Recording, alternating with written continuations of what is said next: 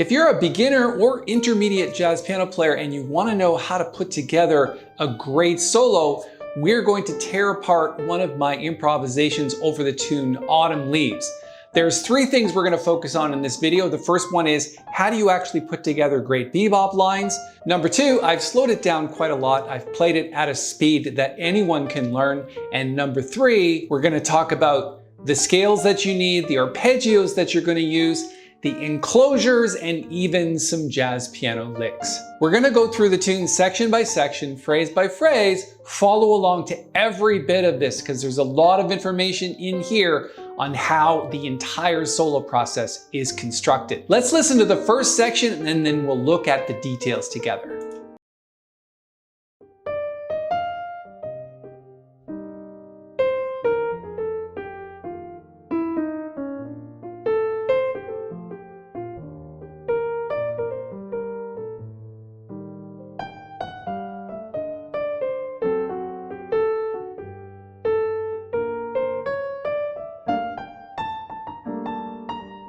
There's the first A section for you. Let's take a look at each little phrase and see what we can learn from it. I think you'll notice right off the bat that it's very lyrical. There's a lot of melodies happening here, but how are those melodies actually constructed? So let's take a look at this first phrase where it goes. That's really just an enclosure. So I'm just going to write ENCL for short. And you can see that this is the destination note. In bebop, what you always want to do, or in most cases, is to use a leading tone, the first, the third, the fifth, or the seventh of the chord on the beat. So for example, if the destination note is this E flat, you can see it's on 1. So that's on the beat. The enclosure is going under the note, to the note, over the note, and under the note. So that's a 4-note enclosure. You could go, doesn't sound as good as using just the scale. And then this is where the bebop gets its name from. So bebop typically starts on a beat and then ends on the end of the beat. In this case, bebop, bebop.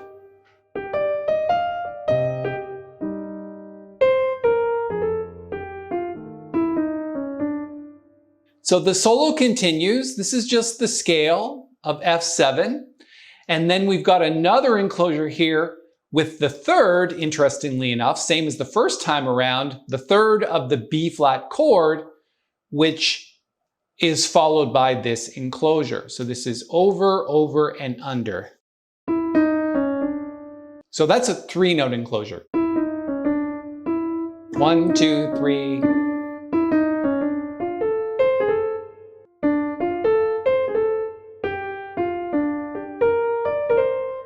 So what you want to do in bebop is to repeat phrases if you get little melodies going. So we've got 3, 5, 7, and 9.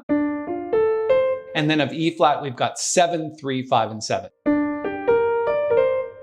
And this is actually an enclosure heading to the 6th of the scale where we've got under, over, and back to the destination note. And then at the end of this phrase, bebop again.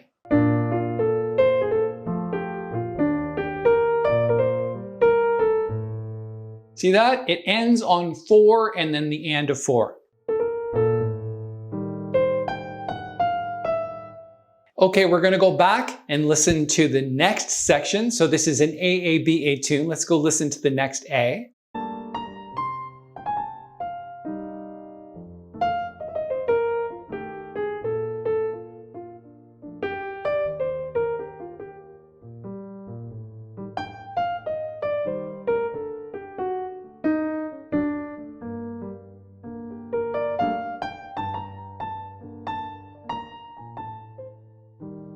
We finished off the phrase here, and then we're starting the next phrase on a chord tone, and then we're just descending using the chromatic scale. So think of those chromatic notes as passing notes heading to this flat 9, which is a D7 flat 9 chord. So it starts on the E flat. Just really from the D7 scale, as if we're going to G minor. And you could do a bebop scale, with that C sharp being the passing note or the D flat. But in this case, we're just going to play D7, these notes, and then do an enclosure on G minor 7. So we're heading to the root of G minor 7. There's our 4-note enclosure here. And then from the G minor, that is really a passing note, that note there, but think of the blues scale at that point. So blues scale is this. So,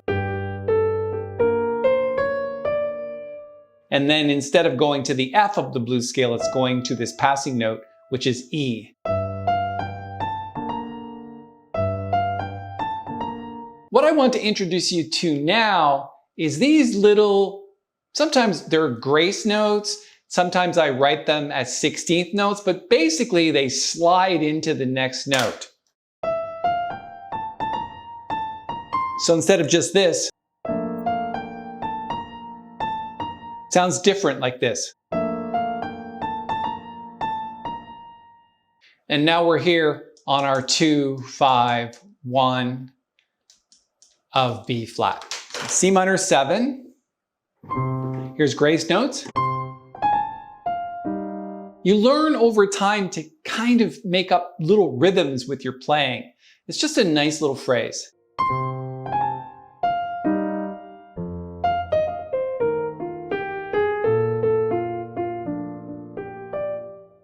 You have that little phrase there. Then you've got this jazz riff. 16th notes. It's very common in jazz to hear things like that. And you can do it really on any note. All I've done is on the F7, starting on the 7th note, with the B flat being the destination. So you think about 4 16th notes before you hit a destination note. This is just the arpeggio of B flat, from the 7th to the 5th to the 3rd. Then to the E flat. And of course, I've included all the left hand notes as well. They really add a lot to the solo piano feel, especially when you have notes like this. 8th notes.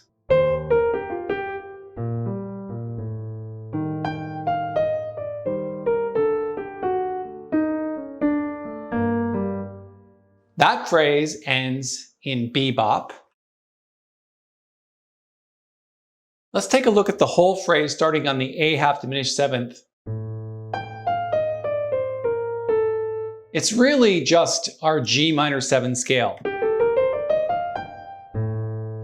Starting on the 7th of A half diminished 7th. And then when you get to the D7,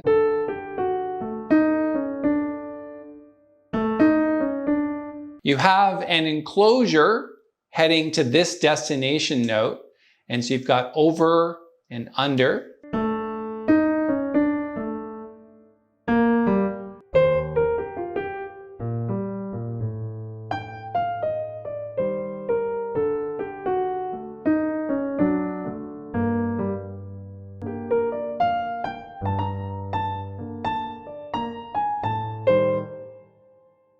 This is the arpeggio of G minor, of course. This is 1, 3, 5, 7, and then back to the root. And then a little 16th note bebop. You'll hear that in my playing a lot. It's kind of like a grace note.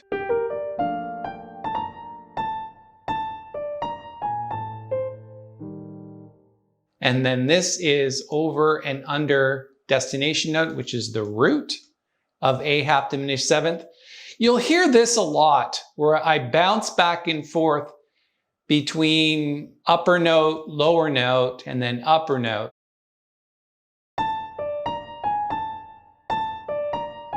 Sometimes you'll hear me do this, where it's got the lower note, which is constant in the eighth note feel. In this case, that's really just bebop language. You kind of learn to hear those things after a while. Okay, let's continue listening to the solo.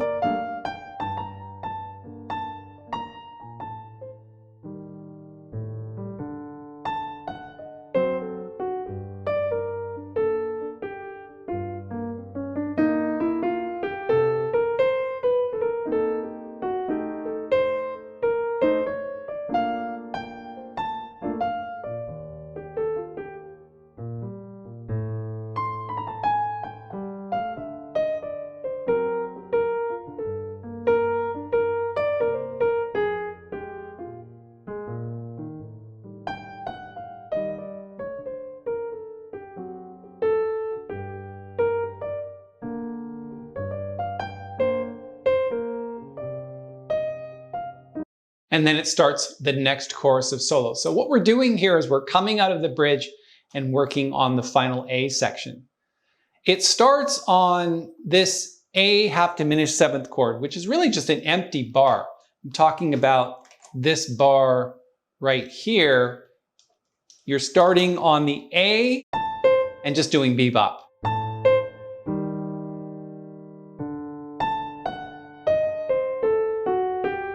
So that is just a D7 flat 9 arpeggio where you're heading from the 5th to the 3rd to the flat 9 to the 7th to the 5th to the 3rd, and then this is kind of like an enclosure heading to the root of the next chord.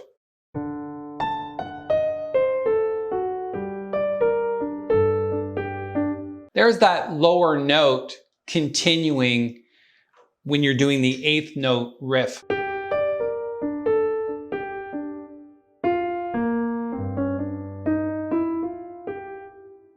Okay, so what we have here is not the first instance, but we've got a triplet here, which often works well in bebop solos in between all the 8th notes. You don't want to just play 8th notes, you want to stick in triplets and 16th notes where possible.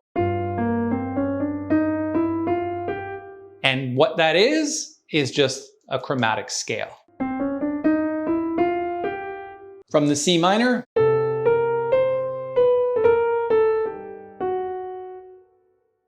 really just the scale, but you've got an enclosure heading to this note, which is B flat. And instead of doing 8th notes, it's just these grace notes, 1, 2, and 3, the third one being the grace note. Nice sound.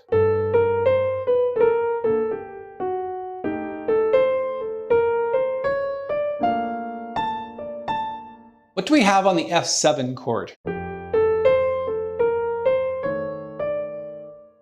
You've got a passing note heading to this D, which is the destination chord. So you've just got this note as part of the scale, and then this note is a passing note. It's also part of the blues scale if we're in G minor. So think about when you're playing tunes that are in the key of G minor, think about that blues scale that's continuing throughout. So it's really a combination of F7 and the blues scale. It gives it that blue feel. Those are just chord tones from the E major 7th chord. So there's an enclosure from the A to the F to the G, which is the destination note, the 3rd of E major 7.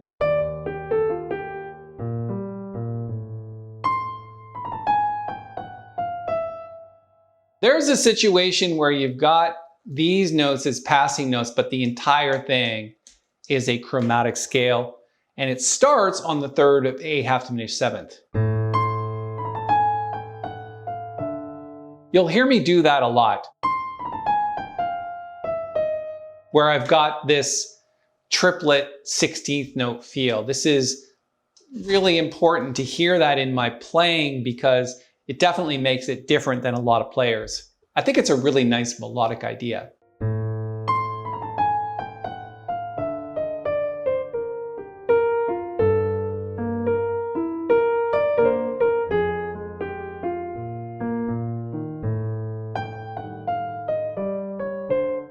So there's, you've got that over, under, over, under. It's not an enclosure. Again, it's kind of rooted the first time in B flat, but the next time D.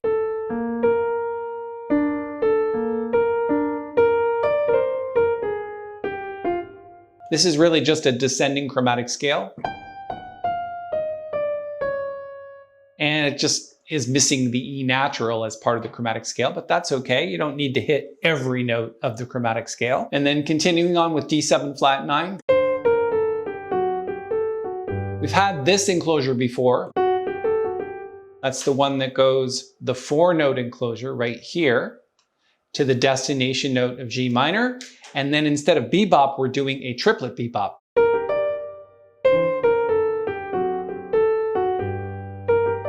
Instead of, it's.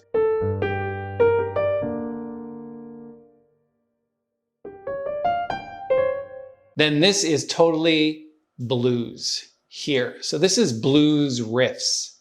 So the blues scale is this.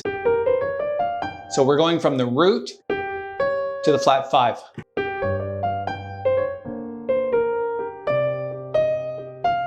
And then it just starts another chorus.